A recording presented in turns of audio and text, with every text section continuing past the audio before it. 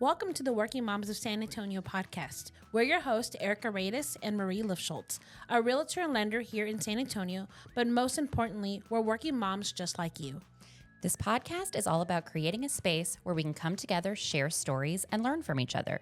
We love connecting with local moms in business, hearing about their journeys, and how they're balancing it all. Because let's be honest, it's not always easy, but it's so worth it. Before we dive into today's episode, we're excited to share some big news with you all. Our business community and co-working memberships are officially open. Whether you're looking for a supportive community of moms in business or need a beautiful space to work and grow, we've got just what you need here at Working Moms of San Antonio. You can visit the link in our show notes or workingmomsofsanantonio.com/membership for more info. Now, on to today's episode. Grab a cup of coffee, settle in, and let's get started.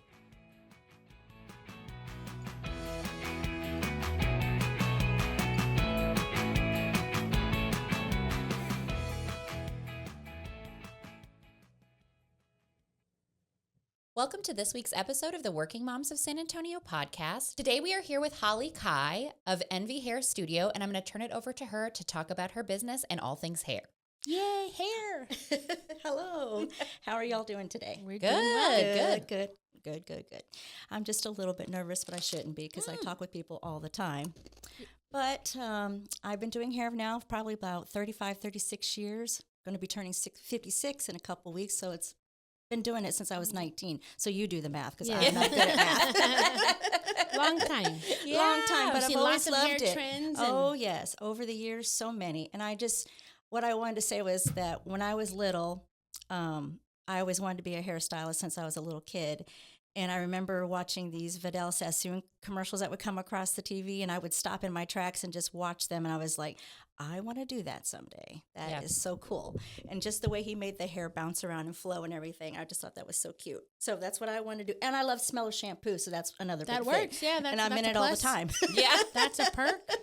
Well, I think you have to be a person type. You like to be around people. You like to talk to people, and I started on Barbie dolls first, so they didn't talk back. So they didn't give me any feedback or anything. So I don't know how well I did, but obviously it was okay. Well, I know that your industry is a very can be a hard industry. Oh yes, building clientele and that kind of stuff, and the trends and all that things. So. Yes. You've lasted for a while, yes, so that's and it's good. been a roller coaster ride, because let me tell you, it sure is one heck of a ride, because if anybody does want to go into hair, I mean, I totally recommend it. If it's something you've always dreamt about and wanted to do, I say go for it. But there is trials and errors throughout the years, but you just have to keep putting yourself out there and learning new things. I was awarded maybe about 6-7 years ago when I had worked at Ulta, at the time being when the country went to crap and I lost a lot of clients because they lost their jobs. So I had to go back to work at Ulta, and that was fine because I just knew it would be people coming in the door and it would be a great opportunity to meet new people. Well, I was one of the best stylists there, the top, I have to say, so that did really well. And I got awarded to go to the Redken School in New York City for a weekend to get classes at the head Redken School. Oh, exciting. So that was so much fun for me. So I love that. And then throughout the years, I've done other Redken classes, but not to say that I only just use Redken. I use a lot of different products, but I do like Redken.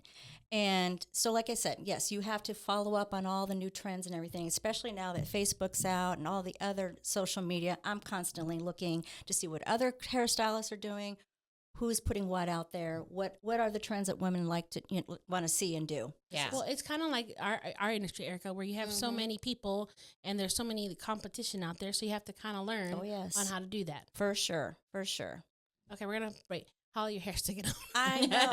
Well, because of this thing. Yeah. Take it off and fix yourself. Yeah, there you go. Okay. It was falling on me. Yeah, maybe keep it more towards the front. Right, towards the front. There you go. Okay. I have to do do All right. Got a little curl out here. There you go. That's cute. All right. Okay. All right, Frank, that's where you cut it in. Okay. Yeah. Gotta look cute. There you go. Well, I imagine because of the Instagram and Facebook and like all the social media stuff, you must have people come in with photographs. I would come in with a photograph and be like, hey, here's this. Yes. How many times have I done that? And you're like, no. Yes. Well, and also, yes, I'll have ladies that will send me through text, saying, this is what I want to do. What do you think?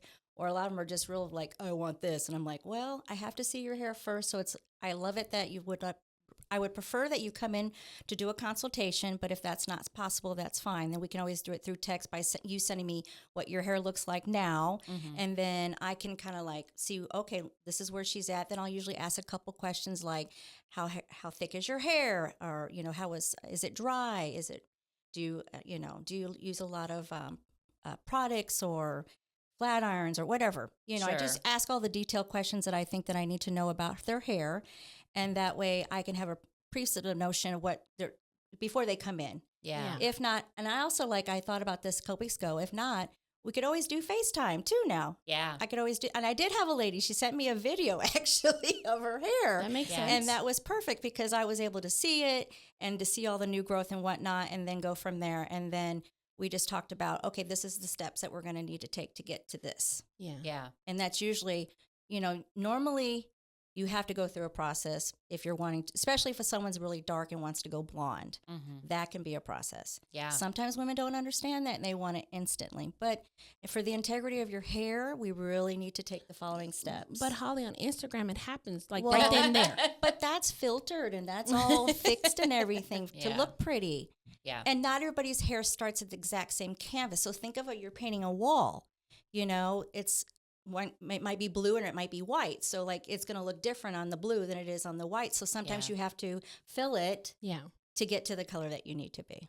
Yeah. So that's what I'm saying. It's nicer that you come in, we do a consultation, and that way we can talk about what we're going to do to take those certain steps. I think social media has done great things for your industry, but has done some not so great things. Yes. People see things happen instantly. Yeah. I know for me, I'm like, I started allowing my hair to go gray during COVID. I let my hair grow out. I'm like, I look really dull. Now when I add low lights, I'm like, okay, it doesn't look what it looked like on Instagram. I have my perceived notion of what it's supposed to look like, and my hair is not that. And I sometimes have a hard time, me personally, realizing my hair will not do that. Exactly, because everybody's hair is different, no matter what. Yeah. So it is usually a long, not a long process, but there are steps. there are steps. Often. Often. And exactly. It just depends on where you begin and where you want to end. Yeah. That's it. That makes sense. Yeah. I mean, as I get older, I want easy, clean. I mean, I'm now more nervous of putting products on my hair. Chemicals, that kind of stuff. And it's okay because I have someone say, I'll never put any heat to my hair. But there are so many different products out there, ladies, that you can put on your hair that's going to protect your hair from that heat. Yeah. As long as you take really good care of your hair in the process, you won't damage your hair. Yeah. There's just, unless you're over excessively, unless you hairspray it and then flat iron it. Yeah. No, that's a no to go. Yeah. Well, I know for me, hair straighteners go up to crazy temperatures. Oh, yes. So that's the other thing. So, ladies, you're not using right temperatures. Thinking of baking in the oven at 350 is usually for fine hair or medium coarse hair. Thicker hair takes higher temperatures. So it does not mean hotter, the better, the straighter. It does not mean that. Yeah. I think mine goes hair up will to break off. Your hair will 425 break or off. something like that. I mean, my hair is very, very curly, but I can get it fairly straight. But I have to be careful with the tint because I don't have ethnic hair. I have, but my hair is very kinky curly. Very cute. Yeah. Yes. But if I use high heat, it will break off. Yes. So you have to be very careful. But as long as you're using a good product, like I always say, if you feel like you're not getting enough product on your hair, then you want to section it. So that way you can evenly distribute it and comb it through. Just don't spray it and then think, I can just go ahead and flat iron it. No, you need to comb it through. So that way you're getting it evenly. Got it. Yeah. Do you ever have to tell people flat out, we cannot do this? Yes, it's not going to work? I have. And it breaks my heart because I always want to make everybody happy. But a lot of times in that situation, you just have to be really honest with them. And I'm very honest because I wouldn't want that happen to me. Yeah. So I I just tell them, hey, I'm sorry, we're not going to be able to do it. But maybe there's an alternative. Maybe we can do this, and that. Yeah. So there might be that as well. Well, I think that's a great option of giving someone hey, we can't do this, but we can get you to this point. Or to this point. And again, saying someone who's dark and who wants to go blonde, well, you might not be this pretty blonde at this time. You want that platinum, but you might be a little bit warmer. And then as we go along, as you lighten it over time, then it can come. Yeah. And that's just taking better care of your hair. Yeah. I imagine with people coming in with photos, you probably have to do a lot of guesswork. They don't, if I'm coming in with a photograph and I'm like, hey, I want my hair to look like this, but I don't show you, and I don't know myself, like any of the processes by which they got to that point, you probably have to look at it and be like, oh, well, I think they did this. And then, so it's probably a lot of times trying to figure it out as like a detective. A lot of times what I'll do is when someone sends me a picture and I'm like, so I'll go back through Facebook or Instagram or wherever I've seen, and I'll look at similar picture to that color and see. And a lot of times Redken posts, and that's what's good about a lot of the colors nowadays, is that they're doing their own posts and they'll give you a description of what they did and what colors they used. So that way I can go back and go, okay, well, this lady picked this. This is similar to this. So, and this is what her hair looks like, and this is what the color looks like. And knowing what I know about color, then I can kind of formulate to that process. So, that's good. So that's what I do. Yeah. And what trends are you seeing now in hair? Everyone wants to blend their gray in. Really? Yes. Gray's out, gray's in, man. Yes. I think your gray looks good. I like it. I during COVID in that time, I let it grow out, and I talked with Holly, and I'm like, I had all my color. I've colored. My hair has been every color of the rainbow. And in my teenage years, I had green, purple, red. I loved red. Yes, I loved red. She loved red. I loved red forever. My husband loved me in red. But I'm like, but it was that harsh line that would come through, and it my self-confidence would go, and I don't know why. So during COVID, I let it grow out because I couldn't go see Holly, and I was really frustrated. But I'm like, you know what? I like it. But then I'm like, I feel very washed out when it all grew, and I only had that. I'm like, I'm very fair complected, so I looked really fair. So then I'm like, well, can we add these in? And I went to someone, not Holly, that I had a free, hey, I won whatever. And I'm like, I would like to do a little bit low lights. And it was not like she colored the gray. And I'm like, oh, now I got to start all over again. Like it wasn't what I expected, and it wasn't what the picture said. And she didn't say, hey, Marie, this is not where you can go. I wish she would have counseled me on that. She's like, okay.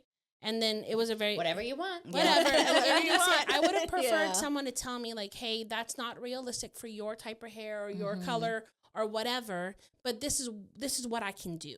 Yeah, and let's see that. So I walked out like very upset and very disappointed because you've ever had a bad haircut. You're like, oh man, you have to work with it. Yes, it is what it is. So, but the gray is very. And so that's I love watching gray trends and all the things. But it's a lot of work, especially if that's still a process, and they don't understand that either. But that's okay. That's what I have to discuss and tell them. Yeah. That it's okay. We're just going to work through it and we can blend this into it. But it's a step-by-step as well. Yeah. And what are your favorite things to do on people? What do you love doing? I love doing haircuts. Yeah. Yeah. I love doing long layered haircuts and then the pretty blowout afterward. Yeah. Yeah. That's always, because like I said, I've been cutting hair. Well, no, I didn't say this part, but I've been cutting hair since I was like 7, 8 years old. Like I said, I started like cutting my own hair and doing dolls and whatnot and Barbie. So I've always just had that niche that I just love to cut hair. Yeah. So I like to, and especially when I would do my own, my dad would be like, you're cutting your hair again? I'm like, yes. I can't imagine cutting my own hair. People do it, and those horror shows where they take I'm going to do the bangs. And they pull it out and they push it out. I'm like, it's going to be like right there. And I've seen those, and I'm like, oh no. That's why. Not that I'm saying try to cut your hair on your own, but don't ever do it wet because it will shrink a little bit. Absolutely. And don't put the ponytail thing in there and try to cut your own bangs. No, that never works. Yeah. So not the way you think it's going to work. You think it's going to work, but it's not. Yeah. Well, let's talk a little bit about you and your business. Okay. So you've been doing this for a good long while, like you said. What do you feel like have been like some of the trials that now you've overcome? You feel more comfortable in that kind of stuff. But what are some things that you've struggled with, do you feel like, over the years? Well, I guess just trying to keep the client, keep a full clientele, I guess. Yeah. Because it can be a big turnover. I guess I can't answer why that happens. I have one answer. I think when seasons change, we change too. Yeah. So I've lost clients over the years too and I wear my heart on my sleeve, so it really affects me. And I shouldn't say that, but it's true. Yeah. It's just how I become close with you. You know what I mean? You're like my friend also. Yeah. And like I know everything about you. You know everything about me. We get, you know what I mean? Yeah. And so when someone divorces me through hair, I'm the one that cries. Yeah. So that's really hard for me, is like the turnover sometimes. But I mean, that's just, you just have to roll with the punches and just put your foot back out there and keep trying. I bet that's every salon. Yeah, person. it is. Oh, I'm sure it is. Because I mean, I talk to other stylists, it's the exact same thing. Because, I've even had to fire a couple clients just because, they're never happy, and I'm always like, why do you keep coming? If you're not happy with me, then why do we? And then it was always like confrontation. It just doesn't feel good, and I don't like that either. So I go to Holly's to relax. I don't know. Yeah, you want to come and relax, and if you don't want to chit chat, then we don't have to. You can just sit there. I mean, I have one lady. She lets me work. Lets you work. I have a lady who brings her laptop with her because she comes during the day, because her hair takes 3 to 4 hours because she's a platinum card, meaning that it's back-to-back highlights. So she's really blonde. So that one, and we'll chit chat a little bit. And other times she'll just be on her phone playing her little game or whatnot. I don't care. It's fine with me. I mean, it's your appointment, whatever you want to do. Yeah, I don't care. I think maybe sometimes the regular person doesn't understand the relationship. Like our business relationship driven, in my opinion. Yes. Like my relationship with realtors, my relationship with buyers, that kind of thing. Yep. But also as a stylist or a hairstylist, like you build relationships and that trust, because I don't just go to anybody to cut your hair, like, cause I don't want a bad haircut. I've done that. Don't want to do it again. Exactly. Yeah, no, definitely. So that's really probably the only thing, is the turnover, sometimes losing clients that, you miss them, You miss them, and you're like, especially if they've been coming to you for more than 5 years, you're like, what did I do? Yeah. But I understand that maybe I didn't follow up with them or something or another. Sometimes, I learned this in a class one time, and I have to always put myself in check that you need to follow up with your client every now and then and ask them, hey, are we still doing the exact same thing? Or is there anything new you want to try? Or, hey, I saw this picture. Maybe you would look good in this. So I tried to do that. That's a great idea. Yeah. Or sometimes the client's always afraid to tell the stylist, I want to try something new. But you know what? You can just be open and honest with her. Yeah. Or with me. Yeah. And tell me. Yeah. Because I'm willing to try something new, and we'll talk about it. Have you ever had someone come in and just be like, whatever you think? Yes. And then I have done that. Yes. I have done that to people. But that kind of scares me a little, because I'm like, okay, well, but you're the one that's got to live with it. Yeah. And you're the one that's got to style it every day and take care of it. So I need to know, all right, well, what if we did this, this, and this? What do you think about that? So yeah, you still have to ask a few questions, and I'm not going to say, okay, I'm going to do exactly what I want to do. Yeah. I guess for me, like when I go in, I don't really know what's going to look good. Does that make sense? Yeah, and everyone's hair is different, their texture and all that too. So you have to take that in consideration as well. Yeah. Yeah. I will say something, ladies out there. Okay, there's a misconception. I have women that will come to me and say, oh, I came in and my hair is really dirty for you today. Yes, my mom always says that. And you should not come in with dirty hair, ladies. Why would they come in with dirty hair? What? My mom always says dirty hair takes the color better. And it does not. And it does not. All right, listen, Ellie, it doesn't. It does not. Work. Because especially as we get older, if we have more gray, the gray can be resistant already. And if your hair is dirty, then that color is not going to penetrate through that follicle and that cuticle to deposit into your hair. My gray hair doesn't listen at all. Yeah. It does what it wants. And I have resistant gray hair too. So like I'm now coloring my hair more often than I used to. I used to go a long time. But so I have women that will say, I haven't washed my hair in about 3, 4, 5 days. And I'm like, okay, well, I'm going to have to shampoo it before I color your hair Where to do get you the think best that result. comes from? I don't know. And I was thinking about it. I said, I've been told this for the last 35 years. So someone said it one time. Someone said it one time, and I'm like, I don't remember learning that in beauty school. But you don't want to come for us to come in with wet hair. No, I mean, if you came in with wet hair, that's okay too, because I can quickly blow dry that too, and that's fine. But just not dirty hair. Yeah, because it can have a lot of buildup on it. Yeah. Especially nowadays with all the women. They're all using the, what do you call it? The dry shampoos and all that. Yeah. That stuff just cakes on your scalp and everything, too. That makes my head itch. I can't use dry shampoo. So you need to use a good hair cleansing shampoo at least once a week if you're going to be using a lot of that product. How often should we be washing our hair? Me, I say, just my opinion, it really depends on everybody. But I say every other day is good enough. Or maybe every 2 days at the most. But not 3, 4, 5 days. Yeah. Just because our hair needs moisture too, especially curly hair is really dry and it needs more moisture. So it needs a good cleanse. Or, I have some ladies who have curly hair. They'll do a co-wash in between. What does that mean? That's just Explain yourself. Well, there's different shampoos out there. It's not really, it's more like a conditioner. So basically it's just I a do co-wash. Yeah. When I wear my hair curly, I have to wet it. I can't. Yeah. It's crazy. I look like a lion. Like it's crazy out there. So in the morning, but I don't washing my hair and drying it. It's such a pain in the ass. So if you don't want, then you can always use that. I'll do in between washes. I'll just do rather than shampooing it. I'll do conditioner just to get because I can't brush my hair when it's dry. I have to brush it in the shower to get all the loose hairs. And Exactly. That you lose hair all the time. Like but my hair gets stuck when it's curly. So I'll use conditioner rather than shampoo. But if I shampoo it too much, then it's too dry and it gets more frizz.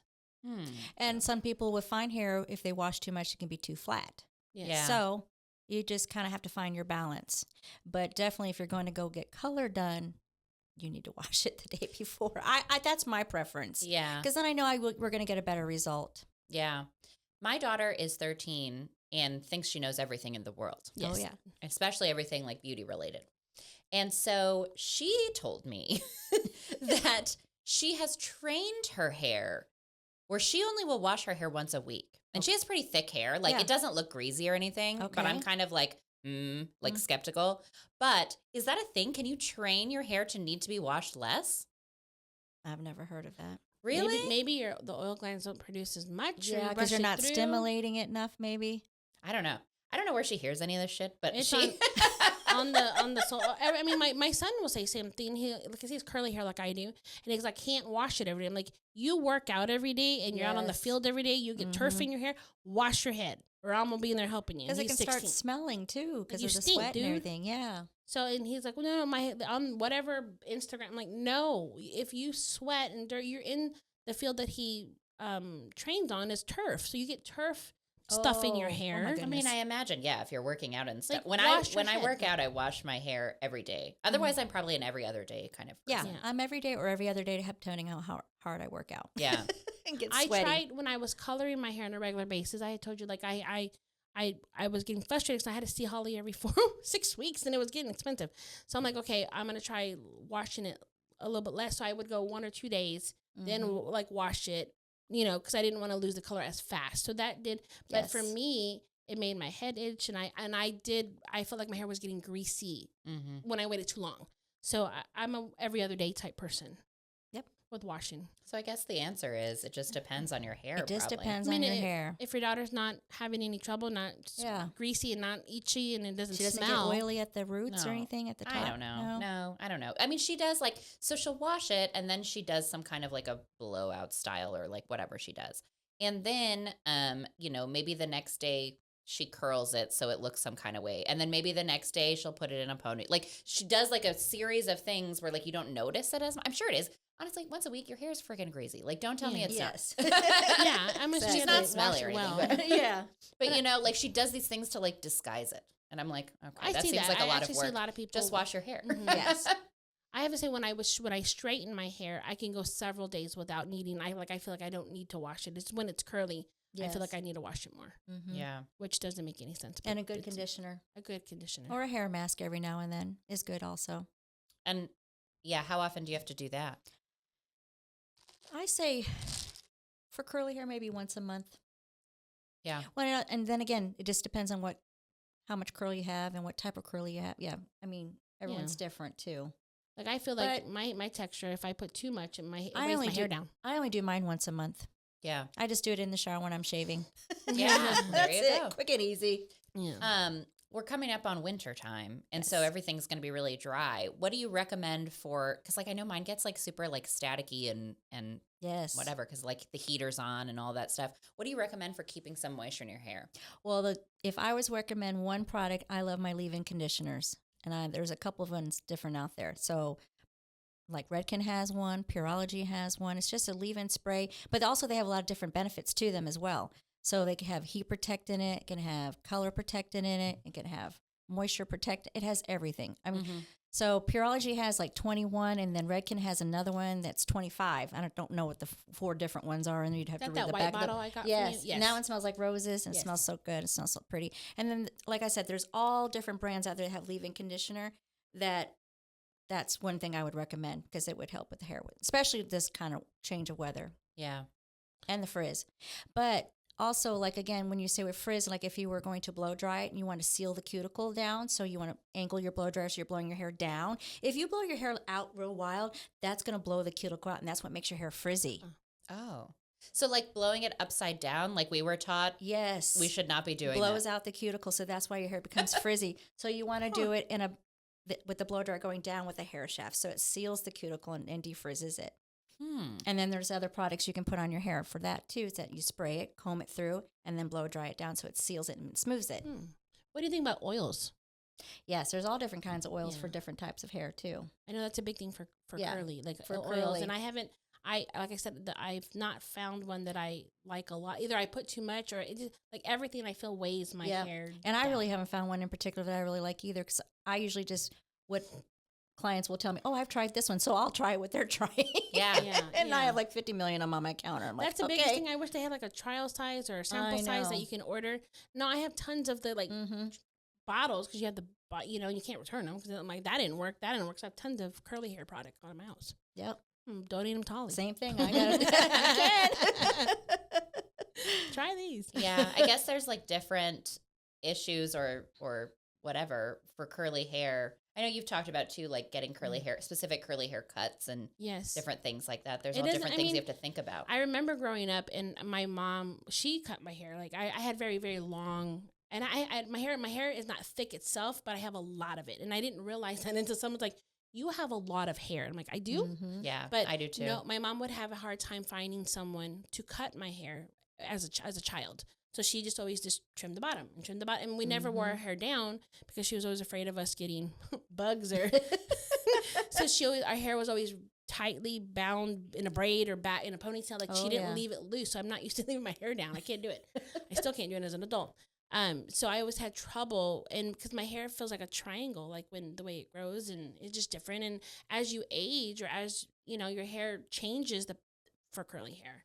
And like a lot of people don't know how to cut curly hair, so then it looks crazy. Yeah. So I feel like after I had my kids, my hair got weird. Is that a thing? Oh, yes, because I used to perm my hair twice a year before I had kids.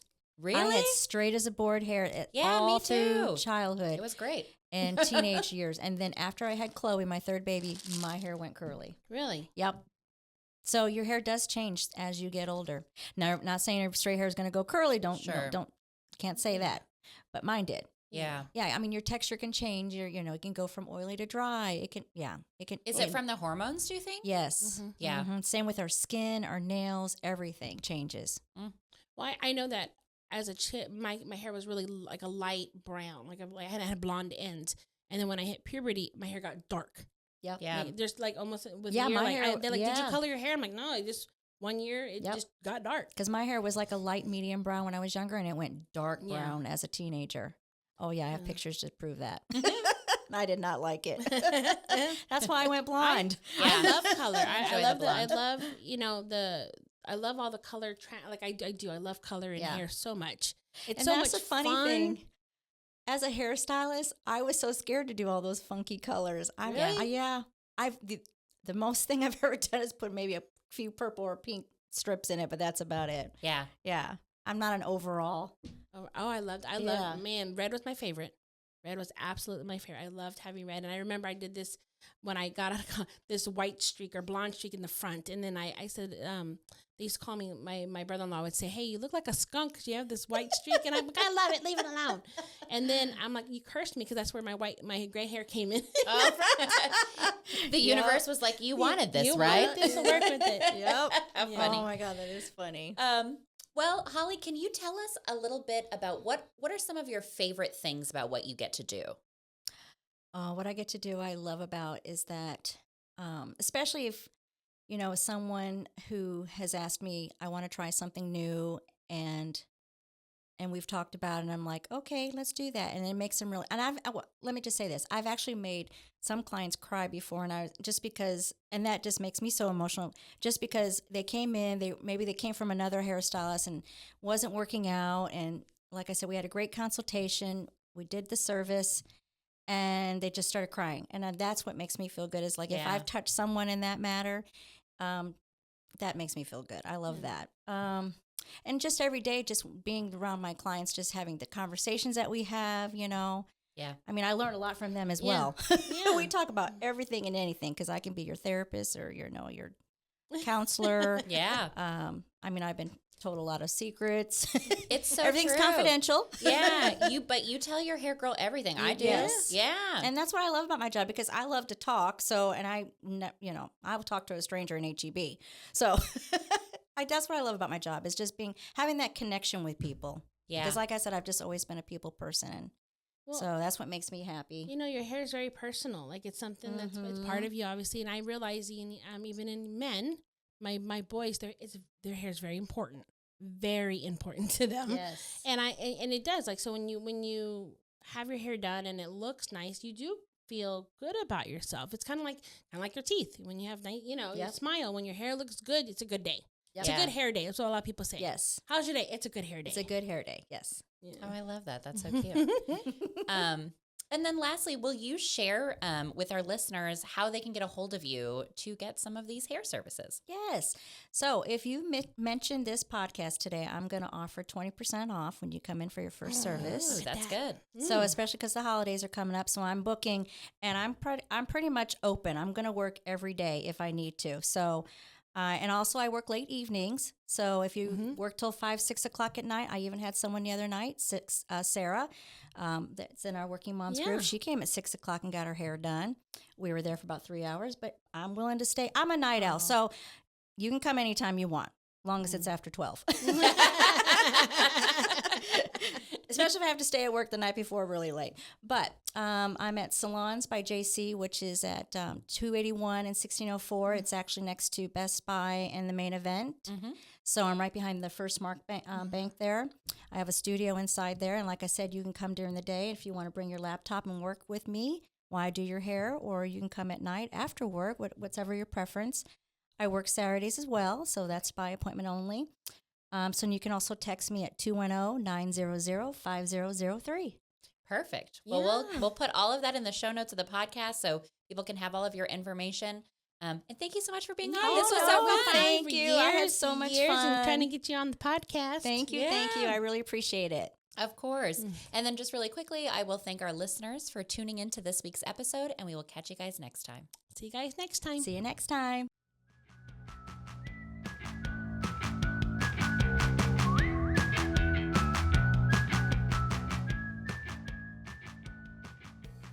Thanks so much for tuning into this episode of the Working Moms of San Antonio podcast. We hope you loved today's chat and found a little inspiration to take with you into your week. If you have a podcast topic suggestion or a question you'd love for us to cover, definitely send us an email at hello@workingmomsofsanantonio.com. We'd love to hear from you. And until next time, see you in the community.